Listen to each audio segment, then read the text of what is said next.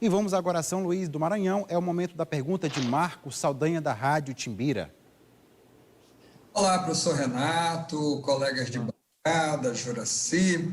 Bom, professor, eu queria uma reflexão histórica. Eu lembro de ter lido Eric Hobsbawm, ali naquele livro A Era dos Impérios, e ele fazia uma análise de como é que o Ocidente, sobretudo a Europa, ela foi progredindo a partir de inovações tecnológicas e foi vencendo a fome, ou seja, a produção da riqueza lá, e ele falava muito que já ali no início do século XX na Europa, já não era uma realidade, na Europa as pessoas morrerem de fome.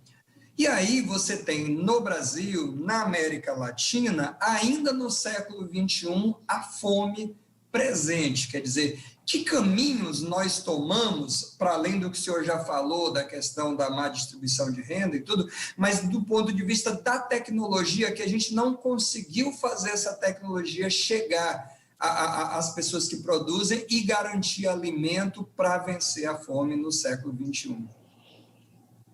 Olha, é difícil responder essa sua questão nos 3 minutos que o Juraci me pediu para ficar. Eu adoraria entrar nessa conversa com o Hobsbawm, etc. Vou tentar ser mais breve. Não cabe dúvida de que existe um requisito tecnológico. Agora, ficou evidente na história da humanidade que o problema da fome e da má alimentação não é técnico. Não é por ausência de tecnologia ou por falta de produção. Durante muito tempo, se dizia que a situação de fome e de insegurança alimentar se devia à falta de produtos. Ora, o mundo nunca produziu tanto alimento quanto agora. E o contingente de famintos continua. Às vezes cresce até. O Brasil é campeão de tecnologia agrícola. O Brasil tem uma empresa, a Embrapa, reconhecida mundialmente. Agora, de que tecnologia nós estamos falando?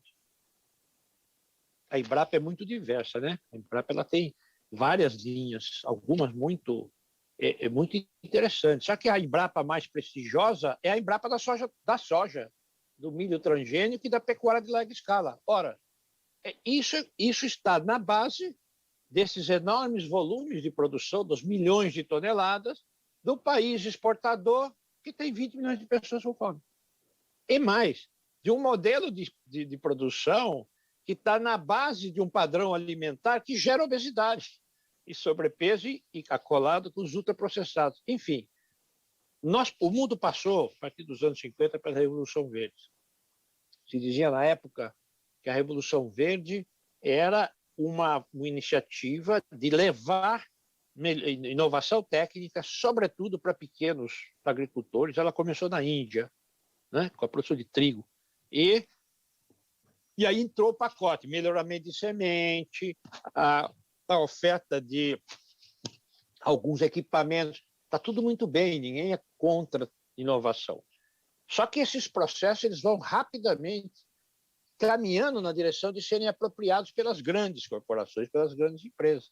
Então, o que era um processo de melhoria de semente de um pequeno produtor indiano de trigo, vira monopólio de semente pela Monsanto vendendo, cobrando royalty, criando dependência e introduzindo transgênico.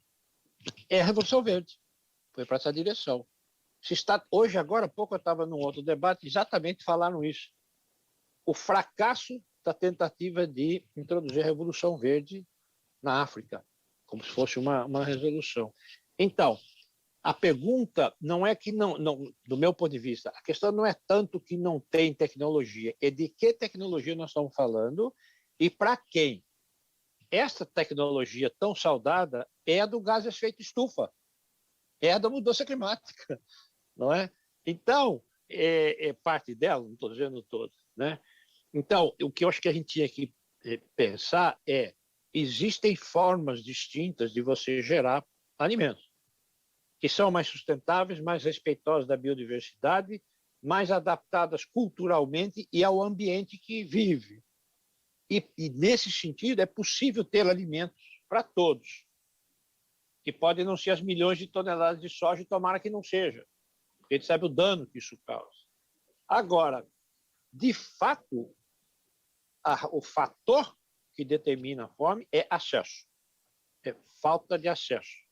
Restrição de acesso tem duas razões principais. Uma é renda, emprego e renda. E a outra é acesso físico, de ser capaz de produzir. Eu acabei de falar agora, nós vivemos um paradoxo que são famintas as famílias rurais que produzem alimento. Em princípio, né, deveriam produzir seus alimentos. É um paradoxo, né? Então, não é tanto uma questão de produção, ainda que a questão de produção exista.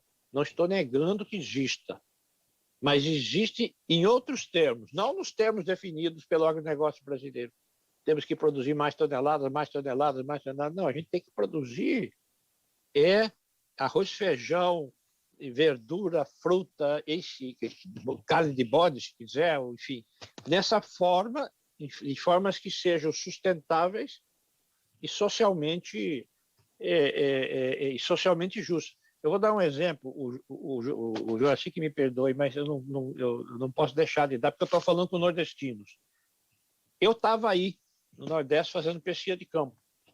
E fui sobre feijão, tinha que ver com feijão. E eu estava me entrevistando um técnico da Conab, e ele me diz assim: se o feijão irrigado, que está crescendo no Centro-Oeste, em plantações em maior escala, vingar, vai acabar a produção de feijão no Nordeste. Esse que vocês gostam de comer aí, o feijão de corda, o pradinho, o calpi, né? Você pode imaginar uma coisa dessa, nordestino, agricultor do semiárido, ser incapaz de ter feijão, produzir feijão? Aí chego eu, estou andando de carro lá naquela região de Goiás, olho umas plantações de pivô central, pergunto o que é feijão. Entro no mercado municipal de Juazeiro, da Bahia, olho um saquinho de feijão para fazer acarajé.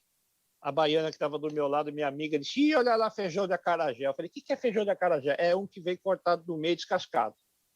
Vamos olhar. Da onde vem aquele feijão? Goiás. Um saquinho. Isso é tecnologia. Você acha que tem alguma lógica nisso? Você acha que tem alguma lógica um país... Você que é maranhense, né? Maranhão está no meu coração. Minha dissertação de mestrado foi sobre arroz do Maranhão. Você acha que faz sentido um país que consome arroz do Oiapoque ao Chuí em quase todas as refeições, 70% da produção de arroz que a gente consome vem do Rio Grande do Sul? Faz algum sentido isso? Tem lógica? Exceto uma lógica, é porque a tecnologia é um tipo de desenvolvimento tecnológico apropriado, que cria desigualdade. É a isso que eu estou me referindo. Eu, quando eu fiz minha dissertação nos anos 70, tinha o arroz do Maranhão, aquele mais grossão assim, que enchia na panela, o arroz de sequeiro do Goiás e o arroz irrigado do Sul, que o povo do Maranhão detestava. Maranhense que não tem arroz na refeição não comeu, né? Isso é que dizem. Então, eles detestavam porque era arroz agulhinha, que não enche a panela. Hoje, você provavelmente deve comer arroz, deve ir no supermercado. Tente encontrar um arroz no supermercado que não seja agulhinha. Esse arroz massivo, né? Não acha, né? Você pode até não comprar e procurar aquele outro antigo, não sei o quê. Mas o que eu quero dizer é o seguinte: isto tudo é fruto do que se chama grande eficiência do sistema alimentar, com muita tecnologia. Os nordestinos vão comer feijão fradinho irrigado de Goiás, já estão comendo farinha de mandioca da mandioca do Paraná e estão comendo arroz que vem do Rio Grande do Sul. E aí? Deixo essa questão para vocês. Como é que vocês vão combinar isso no prato? Tá certo, professor.